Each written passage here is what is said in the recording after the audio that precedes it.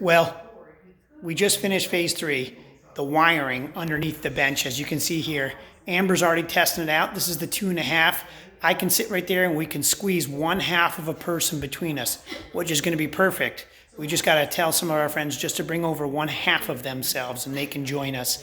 But we've got that in. You see the bench panel right here where my thumb is, went in first, slid right in, had these cool latches which latched it right in place. And then that top piece right there slid right back. There was one cable to attach to it. It all connected.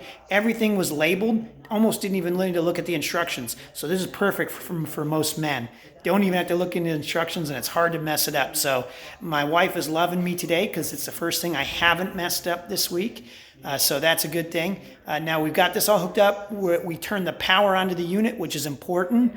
Underneath, we closed up the top, and now we're getting ready to move to the front, then the top. But good success. Amber gave it the test run. It's going to be awesome. We can't wait to get this going. We can't wait to show you when you come to this show, this finished basement, which we are going to use as a show tool as to what we can do in your home in these special spaces.